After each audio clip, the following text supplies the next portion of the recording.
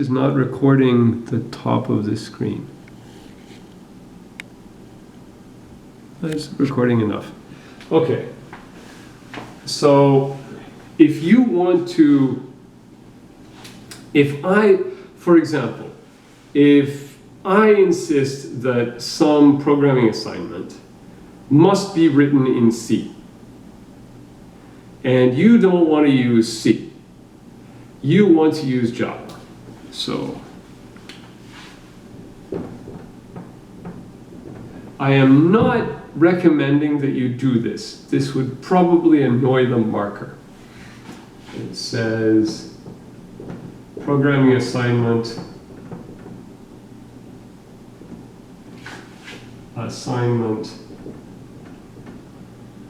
must be done in C.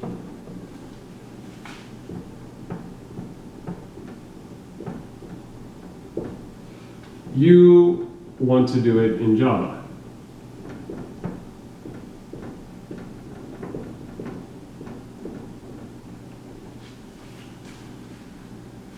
So let's say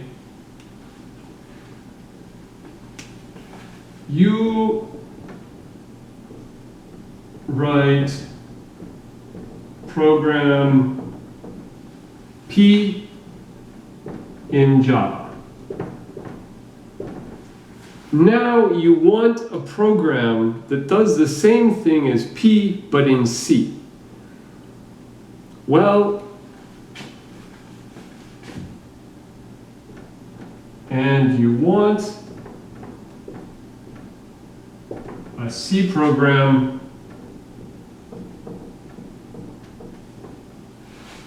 equivalent to P.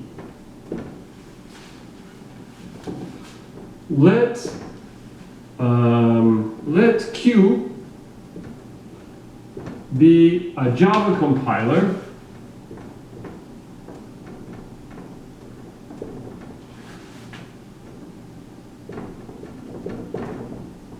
written in C.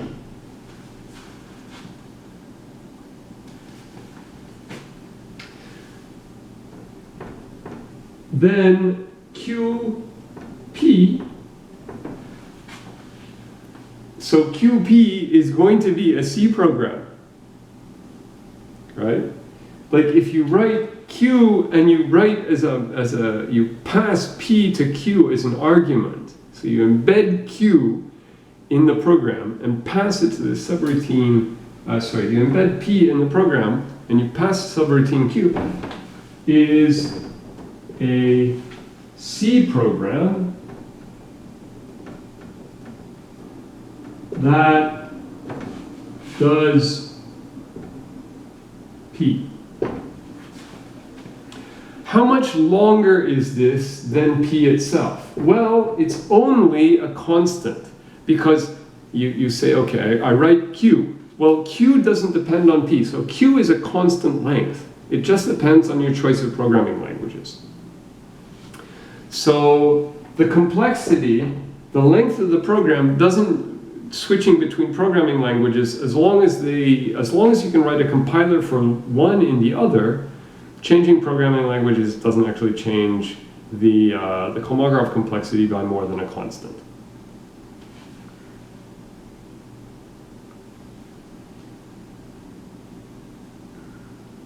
Okay, so I'm going to say C here, and this is why my choice of programming language, as long as it's Turing complete, it doesn't really affect anything.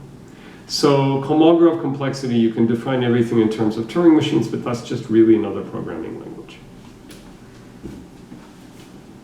Okay.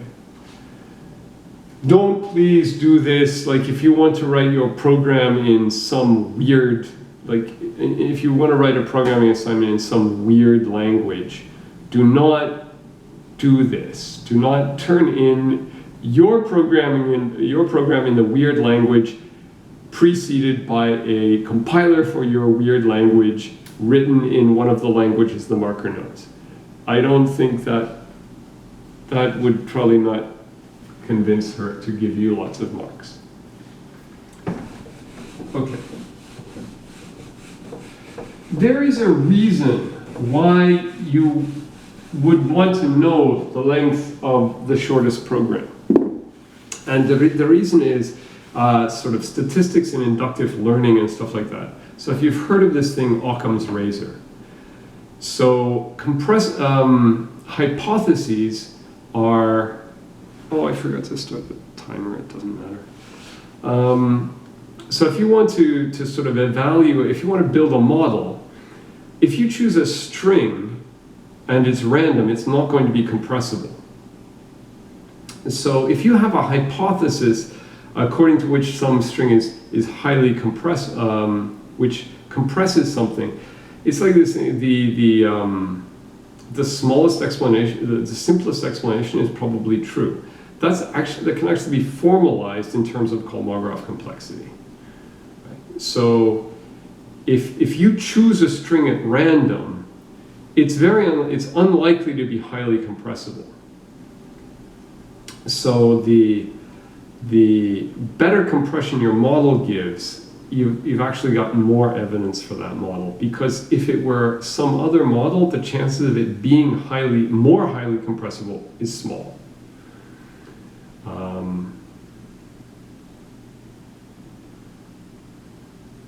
So that's why people, you get into like, if I choose a random string of bits, the chances of it being compressible. So for example, if you see a string of bits and it's 0, 1, 0, 1, 0, 1, 0, 1, then you're going to think, okay, this is probably, and you look at it and you say, what is this string doing? Well, it's 0, 1, and then it's repeating. And I say, no, the string is randomly chosen. And you say, oh, the chances of that happening, because I've just seen a pattern in it that allows it to be highly compressed. And the chances of me being able to find a pattern that really compress a random string are very small. So that's why if you find a pattern and it allows you to do good compression, then you count that as evidence for the pattern. Even though, for example, if the string 0, 1, 0, 1, 0, 1 is just as likely to be randomly chosen as any other string, but we take it as evidence that we've figured out the model because it allows good compression. Okay. So if we could do Kolmogorov complexity, we could do data compression, and we could do this really, really good machine learning. So this, what I just said, is known in machine learning as the minimum description length principle, more or less. But we can't do this. So also we can try to approximate it, but even that's hard. I think I'll put that on the next assignment, the difficulty of approximation. So there are reasons why, if you're given a string, you would like to know the length of the shortest program that outputs that.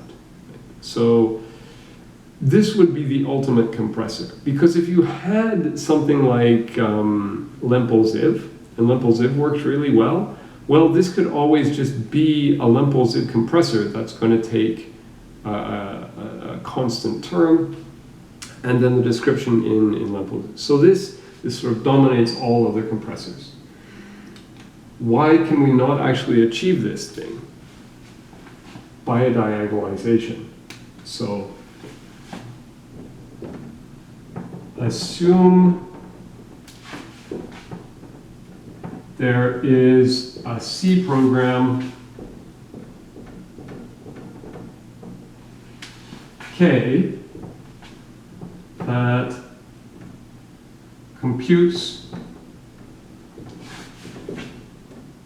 Kolmogorov complexity. Kolmogorov.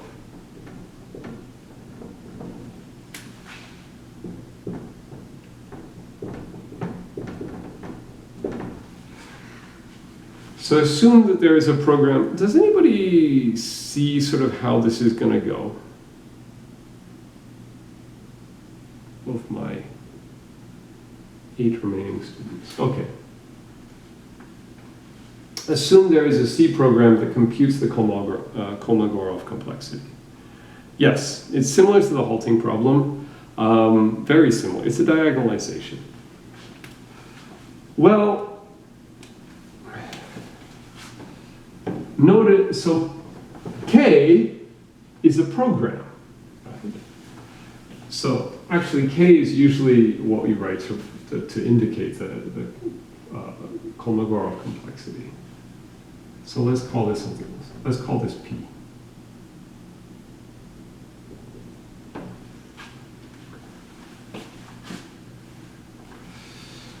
So there's a C program P that computes the Kolmogorov complexity. That is P X, it outputs KCX.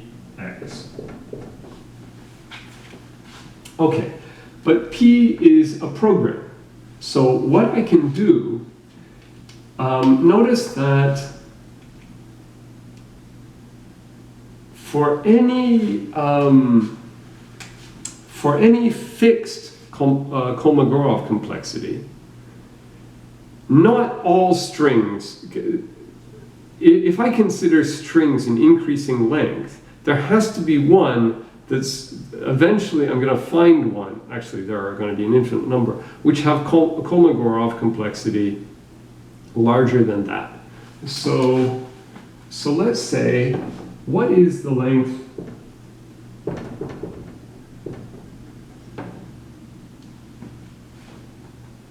of P?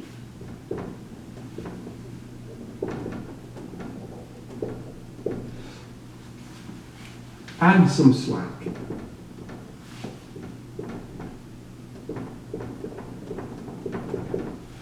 So now let's write a program Q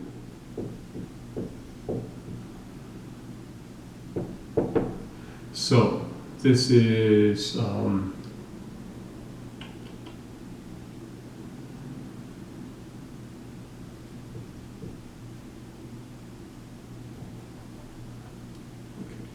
so Q is going to take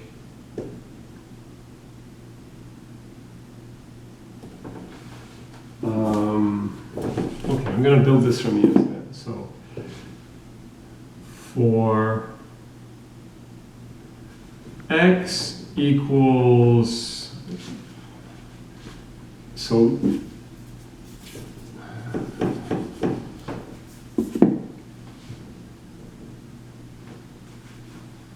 for n equal 1 to infinity.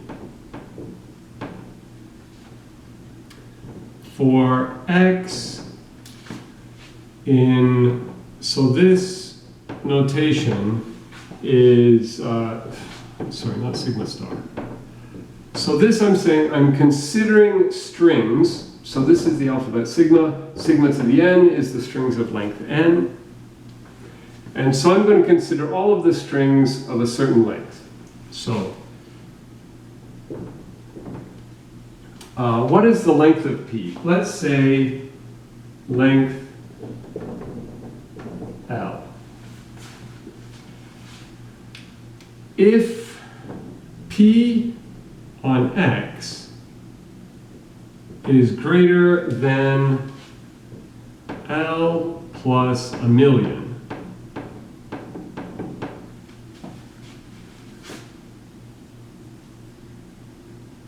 print X. Return.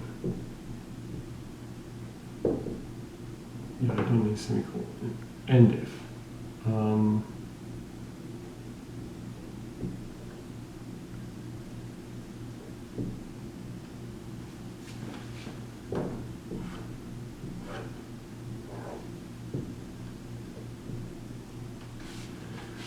Okay, so program Q is going to be void Q, doesn't take an argument. I'm actually never going to get here, but whatever, okay. Okay, so what is this going to do? we assume that there is a program that computes the Kolmogorov complexity. So down here, as a subroutine, we have this program P. So now Q is going to go through, and it's just going to loop through the strings, and it's going to ask for each string, does P say that this is a complex string? Where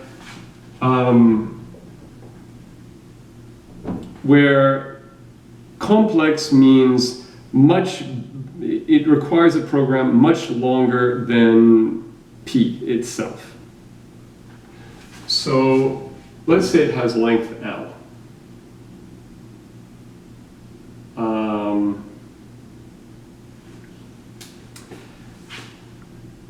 So remember that L here, we could actually substitute P of P.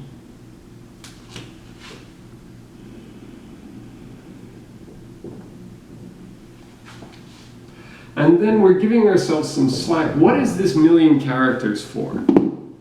This million characters is, this slack is to take in this part of Q. It's much less than 1,000,000 characters.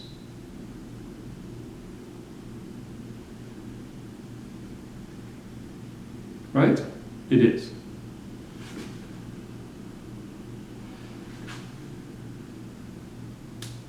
So what is this program going to output? It's going to output the first string it encounters that P says is complex.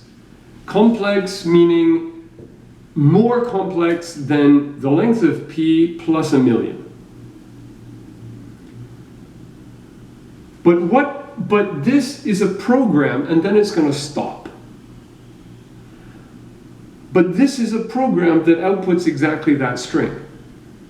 And the length of this program is L plus, like at most, a couple of hundred.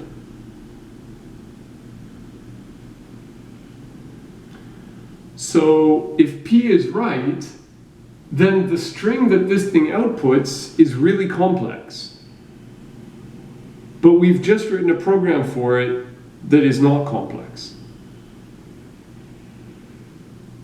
So P says that whatever this outputs, now the trick is, of course, that P cannot say that everything is simple. Because if P said everything is simple, then this L is a constant, then it would be saying that for any string I choose, I can write a program that will output that string that has length less than L plus 1,000,000. And by counting arguments, that can't be true. So if P is accurate, it has to say some strings are complex. But if it says the first string that it says is complex, is not complex. Have you, if anybody's heard, so we're about out of time, have you heard of that argument that there are no boring numbers?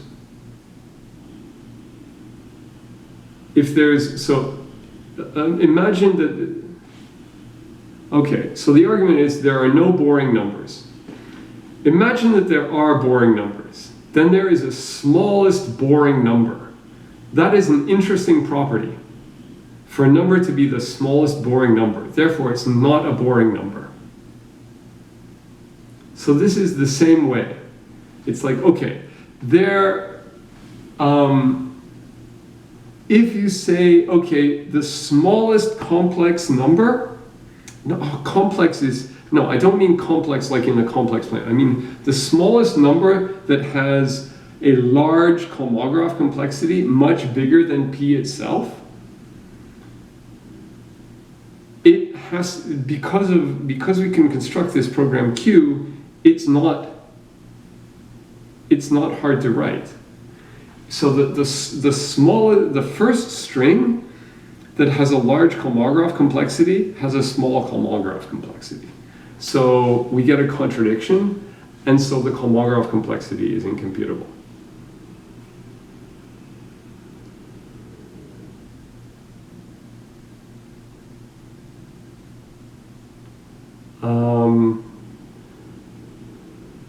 Any questions about this stuff? So if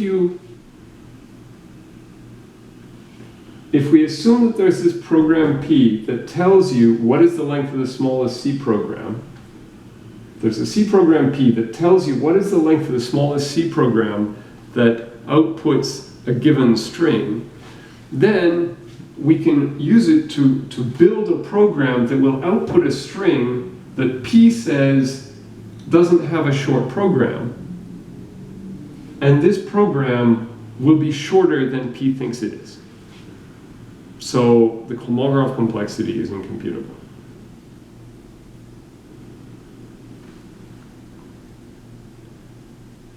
Okay.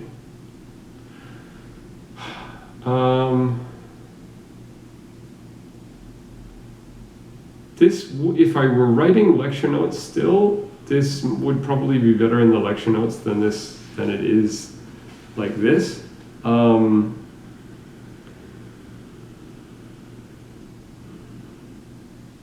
It's hard to do this in Zoom. I'm gonna, like, does everyone see why this is true? Or, okay. I can't see anybody's faces.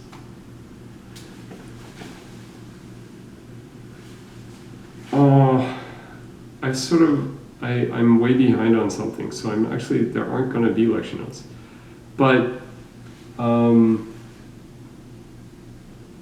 it's the same as with the halting problem. If there were a program P that solved the halting problem, then we could turn its strength against it and build a program that would, in both cases, it calls P as a subroutine. So if P says it's going to behave this way, then it behaves some other way. In this case, if P, you just have to run through and find a string that P says doesn't have a small program, and then you say, okay, I print that.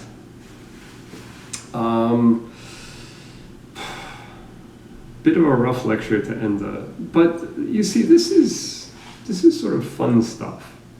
And it's not that hard, and it's kind of deep.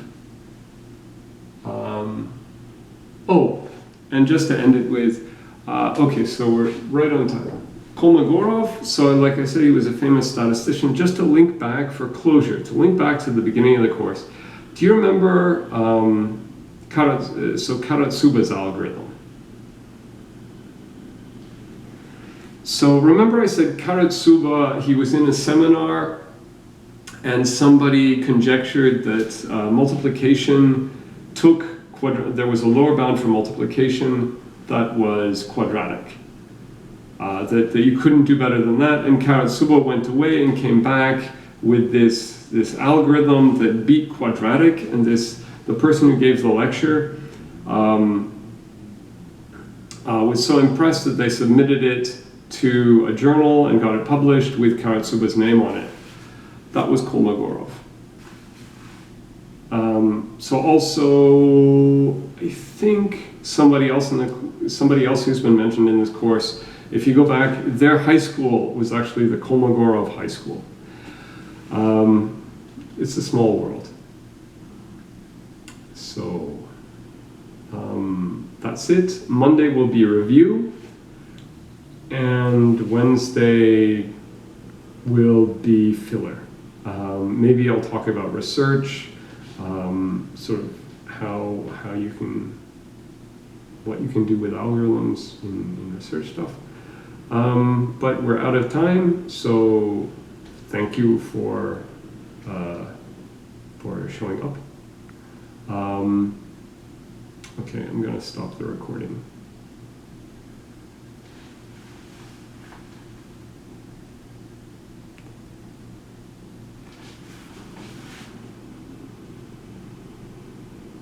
Best 5 out of 8. Final exams on August 5th. Any practice question? Yeah, I'm going to post the exams from last year. The exams from the 2 previous years.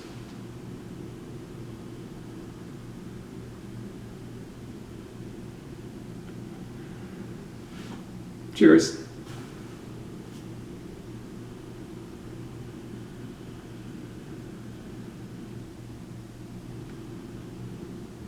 Recording stopped.